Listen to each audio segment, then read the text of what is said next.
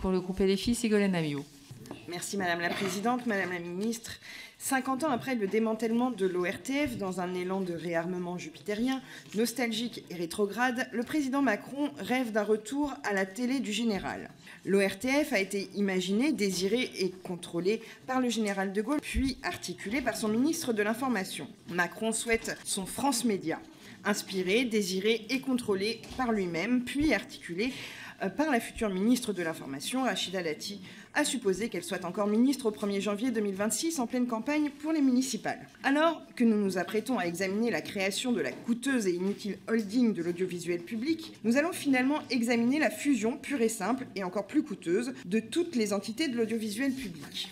Mais oui, pourquoi attendre ? Comme à votre habitude, vous avez menti aux Français, alors qu'il n'était pas prévu de fusion à l'origine, mais puisque Jupiter dit, la Macronie obéit. Au lieu de déposer votre projet de loi, vous déposez un amendement assassin transformant le destin de tout l'audiovisuel public et de 19 000 salariés sans étude d'impact ni concertation loyale ou prise en compte des oppositions. Ce texte est finalement l'aboutissement de votre processus incessant de dénigrement et de fragilisation de l'audiovisuel public depuis 2017, avec une baisse des financements constants depuis 2014, la suppression de la contribution à l'audiovisuel public et le refus permanent d'écouter la grande majorité des professionnels du secteur. Vous n'avez aucune volonté donc de renforcer l'audiovisuel public par la création d'une BBC à la française, mais vous souhaitez simplement rabaisser pour ne devenir qu'une pâle copie de l'audiovisuel privé, mettant fin à ce que Macron nommait la honte de la République.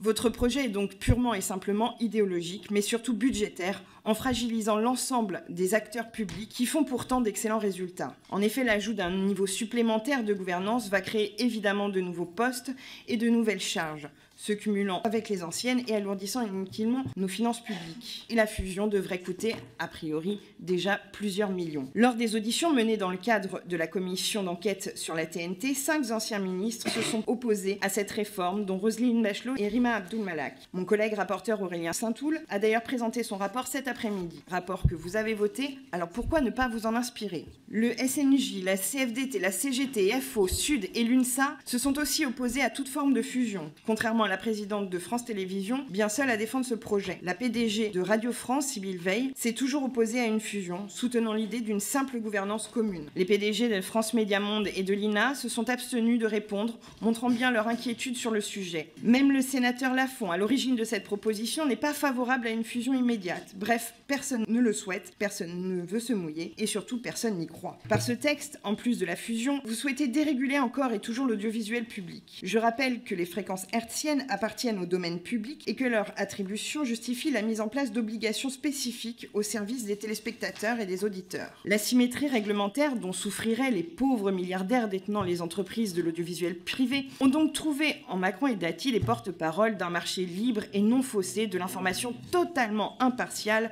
et de la culture audiovisuelle. La crise de l'information fait rage, les médias n'appartiennent plus qu'à une poignée de milliardaires, les productions et rédactions n'ont plus aucune vision à long terme. Si vous souhaitez réellement aider l'audiovisuel public, croyez-moi, retirez ce texte et laissez-nous faire.